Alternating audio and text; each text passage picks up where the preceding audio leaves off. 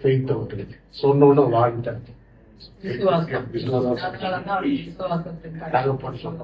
So வந்துட்டாரு faith. அதுக்கப்புறம் என்ன, ஒபீடியன், கீழ்படிக்கணும். அவர் சொல்லுகிற எல்லாவற்றையும் கீழ்படிக்கணும். தெய்வம் சொல்லுகிற எல்லாவற்றையும் கீழ்படிக்கணும். மூணாவது கபடம், உடன்படிக்கை. சரியா? அப்ப ஆபிரகாமின் குமாரன் சொல்லி ஆண்டவர் இயேசு கிறிஸ்து ஏன் சொல்லப்பட்டன்னு சொன்னா, ஆபிரகாமின் நிமித்தம் தான் பூமியில் உள்ள வம்சங்கள் எல்லாம் ஆசீர்வதிக்கப்படும். அப்படின்னா என்ன அர்த்தம்? ஏற்கனவே ஆதாம் வழியாக இருக்கிற ஆதாம் நிமித்தம் பூமியில் உள்ள வம்சங்கள் எல்லாம் சபிக்கப்பட்டிருக்கும். அந்த சபிக்கப்பட்ட இப்போ வந்து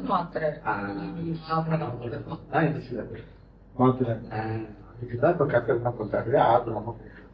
சரியா? அப்ப ஆபிரகாம கூப்பிடும் போதே ஆண்டவனுடைய பிதாவுடைய சித்தம் என்னன்னா, இந்த கேர்ஸை மாத்துறது குமாரனா இயேசு